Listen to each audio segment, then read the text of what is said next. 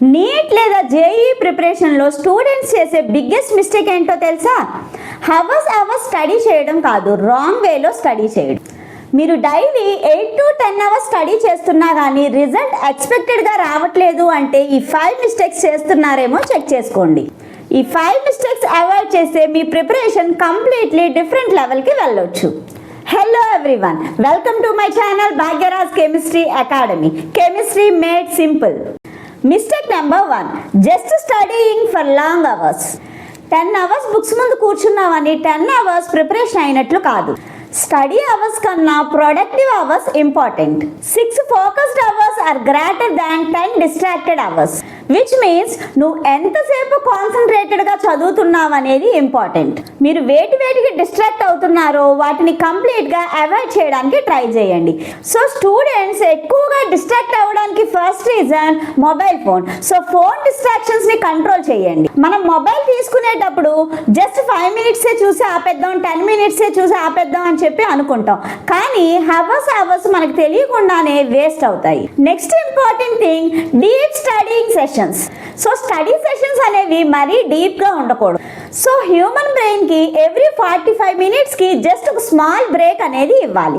అందుకనే మనకి స్కూల్స్లో కానీ కాలేజెస్లో కానీ ఈచ్ పీరియడ్ సెషన్ అనేది 45 to 50 మినిట్స్ మధ్య ఉంటుంది. సో అంతకన్నా ఎక్కువ డ్యూరేషన్ ఉండదు. ఎందుకంటే ఒక స్టూడెంట్ అంత టైం మాత్రమే ఏదైనా ఒక కాన్సెప్ట్ మీద ఫోకస్ చేయగలడు. సో ఎవ్రీ 45 మినిట్స్ ఆర్ 50 మినిట్స్కి ఒకసారి జస్ట్ ఒక స్మాల్ బ్రేక్ ఇవ్వండి. సో అందుకనే కంటిన్యూస్గా డీప్ సెషన్స్ వేసుకోవద్దు. ఎవ్రీ 50 మినిట్స్కి జస్ట్ ఒక 5 మినిట్స్ గ్యాప్ అన్నా ఇవ్వండి, లేదా సబ్జెక్ట్ని చేంజ్ చేయండి. And third one, daily targets rather than study hours. So మీరు డైలీ టార్గెట్స్ పెట్టుకోకుండా ఈ అవర్కి ఇది చదవాలి, ఈ అవర్స్కి ఇంత ఫినిష్ చేయాలి అని చెప్పి పెట్టుకోవద్దు. డైలీ సెషన్ వేసుకోండి. ఈ రోజు నేను ఈ సబ్జెక్ట్ నుంచి ఈ కాన్సెప్ట్స్ని ఫుల్ ప్లెజ్డ్గా నేర్చుకుంటాను, లేదా ప్రాబ్లమ్ సాల్వింగ్ నేర్చుకుంటాను అని పర్టికులర్గా డైలీ సెషన్స్ని బిల్డ్ చేసుకోండి. సో క్లాక్ని చూడకండి, మీ ప్రోగ్రెస్ని చూడండి. విచ్ మీన్స్ ఎన్ని అవర్స్ స్టడీ చేసామన్నది ఇంపార్టెంట్ కాదు, మనం కాన్సెప్ట్స్ని ఎంత బాగా అర్థం చేసుకున్నాం, ఎంత ప్రోగ్రెస్ వచ్చింది అనేది important. Mistake number 2, only watching lectures not solving questions. Lecture చూస్తున్నప్పుడు అన్నీ ఈజీగా అనిపిస్తాయి, బట్ ఎగ్జామ్ పేపర్ ముందు కూర్చున్నప్పుడు సేమ్ కాన్సెప్ట్ డిఫికల్ట్గా అనిపిస్తుంది. ఎందుకు? Because watching is not learning, solving is learning. So remember, for every concept, learn, recall, solve, analyze mistakes. So వీడియోని complete చేయడం అచీవ్మెంట్ కాదు, ప్రాబ్లమ్స్ని సాల్వ్ చేయడం achievement. Mistake number 3, ignoring mistakes.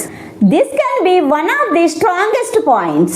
Wrong answer వచ్చిందని క్వశ్చన్ని పక్కన పెట్టేస్తే నెక్స్ట్ టైం మళ్ళీ ఎగ్జామ్స్లో సేమ్ మిస్టేక్ చేస్తారు.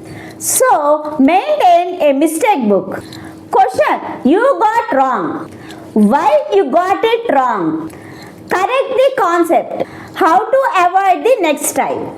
సో ఈ విధంగా మీకు ఈ క్వశ్చన్ అనేది ఎక్కడ రాంగ్ వచ్చింది, ఎందుకు రాంగ్ వచ్చింది, కాన్సెప్ట్లో ఏ మిస్టేక్ చేసుకున్నారు అని మీకు మీరుగా అనలైజ్ చేసుకుంటే నెక్స్ట్ టైం ఈ మిస్టేక్ అనేది జరగదు. సో ఏదైనా క్వశ్చన్ని సాల్వ్ చేసినప్పుడు మీకు రాంగ్ ఆన్సర్ వచ్చింది అంటే అది మీరు నోట్ డౌన్ చేసుకొని అనాలిసిస్ చేయడం వల్ల ఆ కాన్సెప్ట్ అనేది ఇంకా ఎక్కువగా మీ బ్రెయిన్లో మెమరైజ్ అవుతుంది. So next time same mistake అయ్యే ఛాన్సే ఉండదు. సో మీ మిస్టేక్స్ని రికార్డ్ చేయండి, because every mistake is giving you A free lesson. Mistake number 4, constantly changing books, lectures and strategies. Today one YouTube channel, tomorrow another channel, next week another book. ఇలా resources change చేస్తూ ఉంటే progress అనేది అవ్వదు. So ఏదైనా చూస్ చేసుకునే ముందే 1 or 2 times cross check చేసుకోండి. చూస్ one good source, complete it, revise, practice PYQs and then write a test on it. So best book కోసం సర్చ్ చేస్తూ టైం వేస్ట్ చేయకండి. ఆల్రెడీ ఉన్న గుడ్ మెటీరియల్ని బెస్ట్గా యూజ్ చేయండి. Mistake number 5, comparing your self with others. This should be the emotional ending. వాడు 12 hours చదువుతున్నాడు, ఆయనకి 650 మార్క్స్ వచ్చాయి, వాడు ఆల్రెడీ సిలబస్ కంప్లీట్ చేశాడు. ఇలా వేరే వాళ్ళతో కంపేర్ చేసుకుంటూ ఉంటే మీ కాన్ఫిడెన్స్ని మీరే డిస్ట్రాయ్ చేసుకుంటున్నారు. మీ కాంపిటీషన్ పక్కనున్న స్టూడెంట్తో కాదు, ఎస్టర్డే ఉన్న మీ వర్షన్తో. ఎస్టర్డే 20 క్వశ్చన్స్ సాల్వ్ చేస్తూ ఉంటే టుడే 25 క్వశ్చన్స్ సాల్వ్ చేయండి. సో ఈ విధంగా మీతో మీరు కాంపిటీషన్ పెట్టుకోండి. ఎస్టర్డే టెస్ట్లో 60% కనుక గెయిన్ చేసి ఉంటే నెక్స్ట్ టెస్ట్లో 70% గెయిన్ చేయడానికి ట్రై చేయండి. సో ఈ విధంగా పక్క స్టూడెంట్తో కంపేర్ చేసుకోవడం కాదు, ఎస్టర్డే ఉన్న మీతో ఈ రోజు ఉన్న మీది కంపేర్ చేసుకోండి. సో ఈ 5 మిస్టేక్స్ని అవాయిడ్ చేయడానికి ట్రై చేయండి. మీ ప్రోగ్రెస్ని చూసి మీరే సర్ప్రైజ్ అవుతారు. నీట్ అయినా జేఈఈ అయినా సక్సెస్కి మ్యాజిక్ ఫార్ములా ఏమీ లేదు. Right strategy plus consistency plus patience. So right వేలో స్ట్రాటజీని బిల్డ్ చేయండి. సో రైట్ వేలో స్ట్రాటజీస్ని వేసుకోండి. కన్సిస్టెంట్గా స్టడీ చేయండి. Consistency is the key for success. కొంతమంది స్టూడెంట్స్ టైం టేబుల్ని మేక్ చేస్తారు, ఒక 2 or 3 డేస్ దాన్ని ఫాలో చేస్తారు, తర్వాత దాన్ని పక్కన పెట్టేస్తారు. సో కన్సిస్టెన్సీ అనేది ఉండదు. టాపర్స్కి మీకు ఉన్న మెయిన్ డిఫరెన్స్ కన్సిస్టెన్సీ. వాళ్ళు టైం ఆర్ సిచ్యువేషన్స్ ఎంత డిమాండ్ చేసినా వాళ్ళ కన్సిస్టెన్సీని మాత్రం అస్సలు లూజ్ అవ్వరు.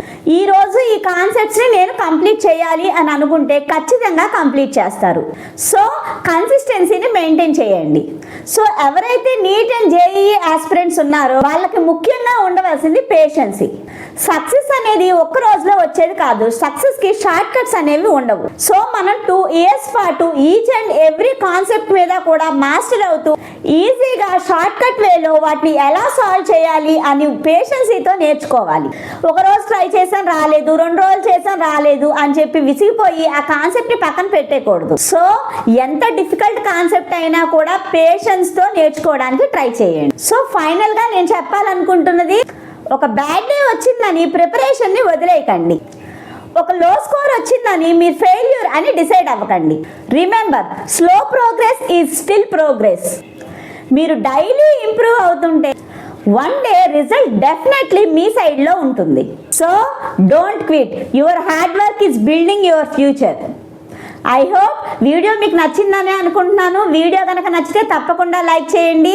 మీరు చేసే ఒక చిన్న లైక్ మీలాంటి ఎంతోమంది స్టూడెంట్స్ దగ్గరికి ఈ వీడియోని తీసుకెళ్ళడానికి యూజ్ అవుతుంది. So please like, share and subscribe. Thank you.